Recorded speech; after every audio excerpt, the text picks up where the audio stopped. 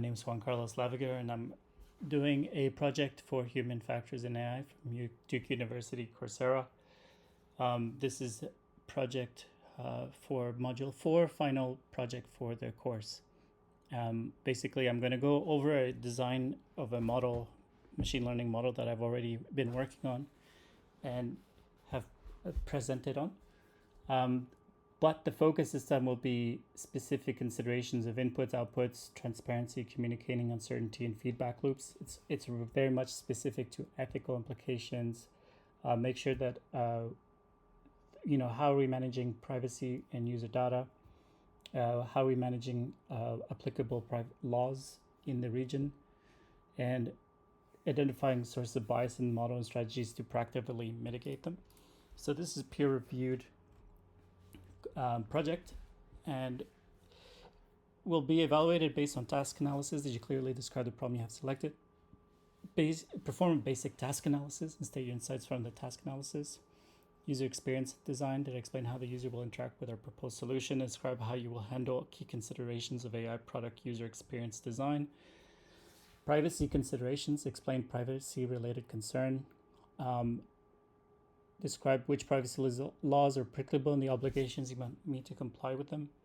Ethical considerations. Identify main potential source of bias and how the project will meet the goals of ethical AI, fairness, accountability, and transparency. And so my project is around AI-powered retail price compliance and market intelligence. This is very specific. I'm going to use this model for government because it has a lot more ethical implications. I thought it'd be more interesting to look at it from that point of view. Now I'm going real quick because the project itself, it has to be within 5 minutes. So I'm going to quickly go through all the points. So the project itself, AI power compliance monitoring for the Australian consumer regulations.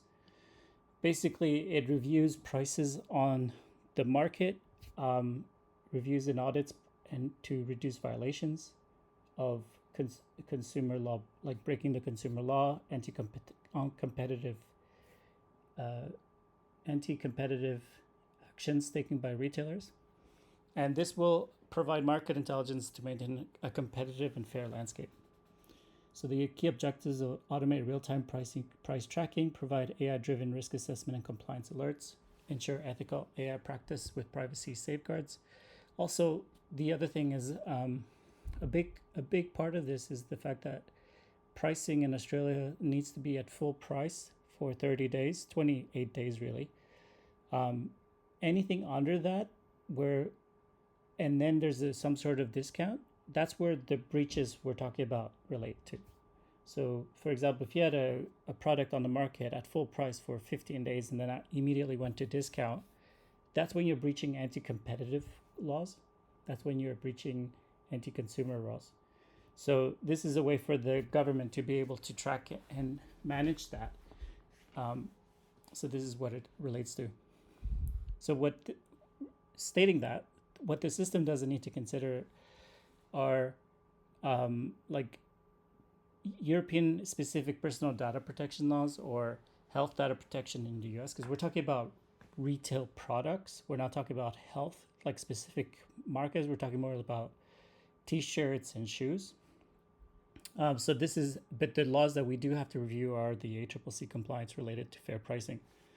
And when it comes to the government and ACCC, it really has to do with complaints being made to the government, and then the government will look into it. But with being able to understand and see the landscape ahead of time, they're able to act a lot faster, and with a lot, like it would take a lot less resources to do this. So the next part of this is designing the AI-driven user experience, user inputs and feedback loops. So the most important thing here is that you're accurate, because the government can't go around accusing retailers of all these unlawful practices. They also can't be creating products internally that they just don't work for the people using it internally. But there's also like leaking data across media and many sources, right? So designing the AI-driven user experience has to be designed in mind that it's going to be very, very controlled, and it's very sensitive data, and you don't want the retailers or the public to be provided in incorrect information, because it could have negative impact on the retailer and ultimately negative impact on the government if we get sued for malpractice. So user inputs and feedback loops. AI collects real-time pricing from multiple retailers to websites. User manually flag incorrect matches, refining product mapping. Compliance managers adjust detection threshold based on business rules for the model. Transparency in AI decisions. Explainable AI reports show why a price is flagged. AI confidence scores indicate certainty of non-compliance. And communicating uncertainty. AI assigns probability scores to detect breaches. Users can override the right permissions, override AI alerts for legitimate seasonal sales like Black Friday. There's some sales that it's just not in the public's best interest to be out there gunning for retailers. So these AI decisions are not black box models. Users see risk scores and explanations. So internal users, but then ultimately if somebody does breach a law and they are being flagged for breaching that law, then the information gathered internally can be used to then justify and implement legally the decision to provide fines and so on. AI system outputs and decision workflow. AI-powered dashboard displays real-time pricing compliance heat maps, drill down to analysis by product and retailer. Automated compliance reports. AI generate daily summaries or flag violations. Predictive risk scores help prevent pricing issues before they escalate. And this is where AI really gets really, really useful, is the fact that not only does it start to identify breaches that happened historically, it can start to look at the data and start predict breaches by retailer based on the pattern that they're seeing. But again, has to be super controlled, has to be managed by the right people, have to have a lot of feedback from the users internally and the retailers that are seeing that are getting flagged for violations on whether the information that is being provided is accurate. User interaction and customization. Adjust alert threshold based on risk tolerance. Real-time override for AI-generated pricing. So just alert threshold. So leave it to the smallest group possible, and the risk to be very low, because the risk is more about the information going out there in the public. So you want to be precise. This is something you do slowly over time. And for any potential issues with data, where there is a known fact, like there is a known value or known information, and AI is wrong, having the ability to in real time override it, obviously by keeping records. Privacy and data protection strategies. AI scrapes publicly available pricing data only, so no personal identification data is collected. It's public information that's gathered. No breaches are done to websites, terms and conditions by the government. So they need to instill that trust in the retailers that they're not going to get hacked by the government. Encryption safeguards data in transit and at rest. So the data that you'd want encrypted are potential violators. So you'd want to make sure that the retailers' names and information are not divulged unless it's confirmed and it's with the right people.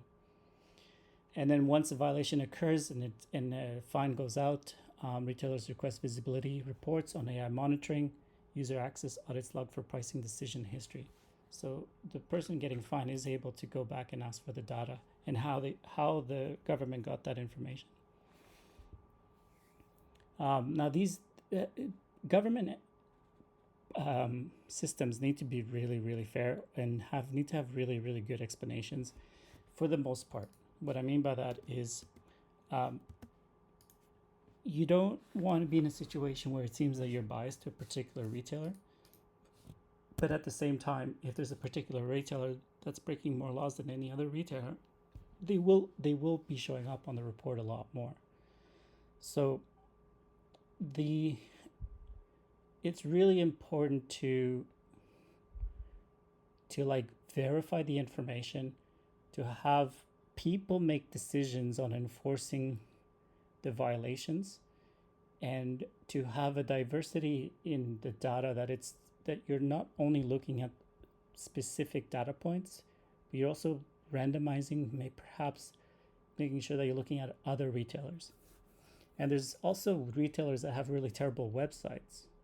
So you got to make sure that your AI or your scraping ability of reviewing the web has the ability to look at all retailers and not just the retailers that are the easiest to find. So that's where you'd find data bias. And this might lead to lack of diversity in training. So to mitigate these things, diverse data sources prevent AI bias in pricing models. Again, exactly right. When you scrape, you want to look for the retailers that are really hard to find and make sure that you're finding ways to get the right information from them at the same rate that you're finding information for the other retailers. Make sure people are always in the loop. They're always in the loop for violations. They're in the loop for data drifts, like where things are not going right. You want people to be in the loop. And the right people who are there to make the decisions based on what is fair. And then once the fines go out, like you need to allow retailers to challenge AI assessments. Also need to allow retailers to challenge AI's bias and fairness activities. So AI feedback loops for continuous learning. So based on basically all the information we've provided above, you need to have a way to input the changes, the updates, the learnings back into the model, and then it allows AI to retrain. So initially you want AI to retrain probably daily, just due to the amount of websites and the amount of pricing and the amount of information out there in Australia. Compliance managers and the people who are reviewing this would normally be doing this by hand. They're better off to review whether the data is accurate or not and work with the data scientists and the AI engineers to like give them feedback on how well it's working. And then that's a feedback loop. So the information provided to the AI teams then allows them to adjust and then review again the data and see if there's reduce the false positives and the false negatives, allowing for a better predictive system. And in terms of models, this has to be and will probably forever be an AI-centric, human-centric AI approach, because the data will often not, it will not always give you the full picture. So once you have the information, once you have the predictions, once you have the violations, it doesn't mean that you have to just go, and it becomes a process to just blindly go after retailers. There's a lot to consider, and this information needs to go to people, needs to be reviewed by people, needs to be approved by people, so that they can make the decisions after AI. That's all I have, and I hope I've answered all the questions relating to this course. Have a great day.